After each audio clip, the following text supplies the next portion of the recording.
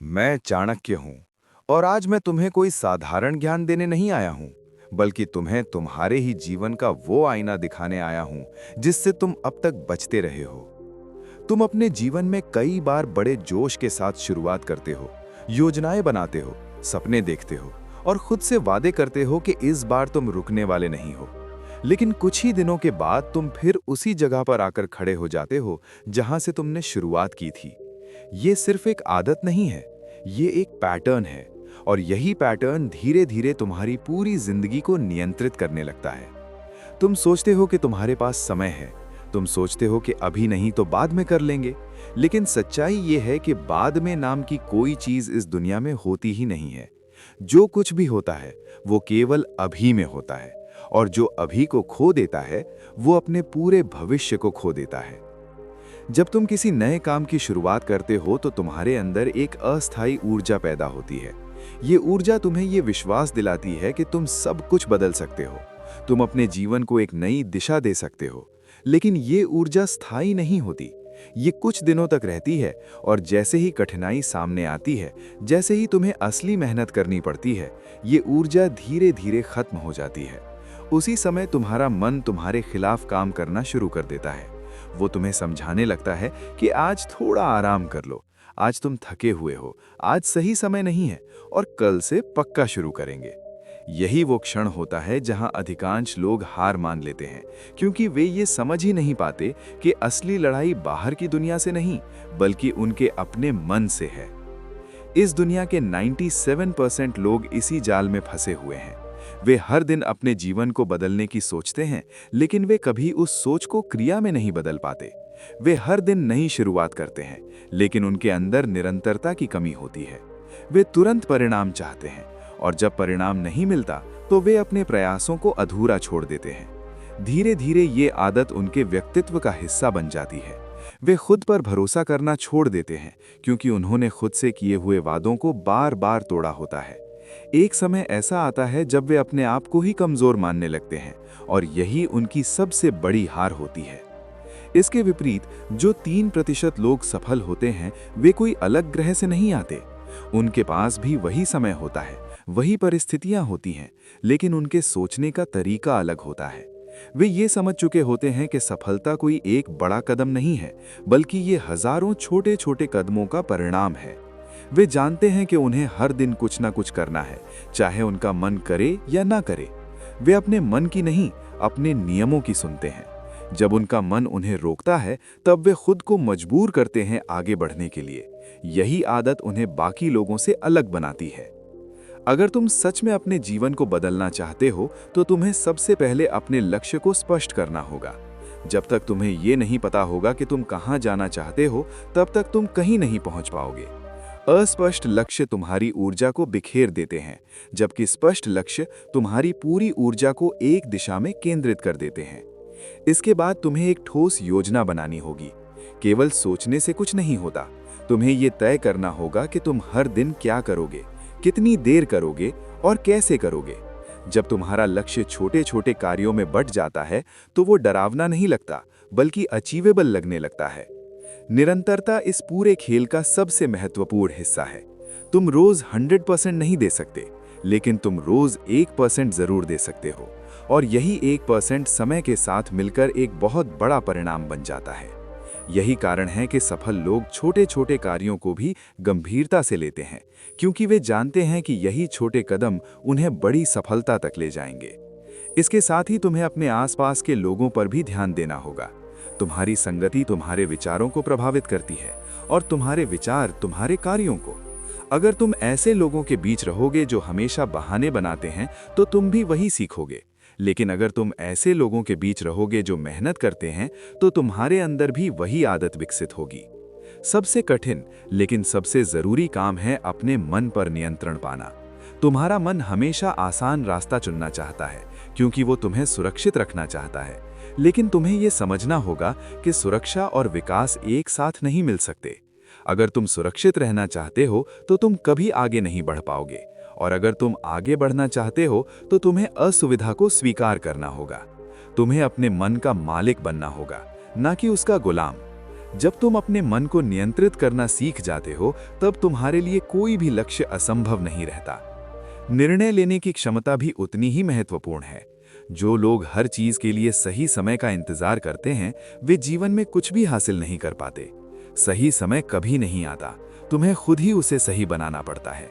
जितनी जल्दी तुम निर्णय लेते हो, उतनी जल्दी तुम आगे बढ़ते हो। लेकिन निर्णय लेने के बाद उस पर टिके रहना और भी जरूरी है, क्योंकि अधिकांश लोग निर्णय तो ले लेते हैं, लेकिन कठिनाई आने पर उसे बदल देते हैं। अंत में सबसे महत्वपूर्ण बात है कार्य करना। बिना कार्य के सब कुछ व्यर्थ है। तुम जितना चाहे सोच लो, जितनी चाहे योजना बना लो, अगर तुम उसे क्रिया में नहीं बदलते तो उसका कोई मूल्य नहीं है। कार्य ही वो चीज है जो तुम्हारे सपनों को वास्तविकता में बदलती है। शुरुआत में तुम्हारे कदम छोटे होंगे, तुम्हें लगेगा कि तुम ज्यादा आगे नहीं बढ़ रहे, लेकिन अगर तुम लगातार चलते रहे तो एक दिन वही छोटे कदम तुम्हें बहुत बड़ी दूरी तय करा देंगे। अब मैं तुमसे एक आखिरी सवाल पूछना चाहता हूं। जब तुम अपने जीवन के अंतिम समय में पीछे मुड़कर देखोगे, तो क्या तुम्हें गर्व होगा कि तुमने अपने सपनों के लिए पूरी कोशिश की, या तुम्हें पछतावा होगा कि तुम कर सकते थे लेकिन तुमने किया नहीं? ये फैसला आज तुम्हारे हाथ में है। तुम या तो अभी एक छोटा सा कदम उठाकर अपने जीवन की दिशा बदल सकते हो, या फिर इंतजार करते रह सकते हो और एक दिन पछतावे के साथ जी सकते हो। याद रखो, इतिहास उन्हें याद नहीं रखता जो सिर्फ शुरुआत करते हैं। इतिहास उन्हें याद रखता है जो अंत तक टिके रहते हैं। इसलिए अगर तुम सच में बदलना चाहते हो तो अभी से, इसी क्षण से शुरू करो, और तब तक मत रुको जब तक तुम अपने लक्ष्य तक नहीं पहुंच जाते। तुम अपने लक्ष्य तक नहीं पहुंच जाते, और यही वो बिंदु है जहां अधिकांश लोग खुद को धोखा देते हैं, क्योंकि वे सोचते हैं कि उन्होंने कोशिश की थी, जबकि सच्चाई ये होती है कि उन्होंने केवल शुरुआत की थी, निरंतरता नहीं रखी थी।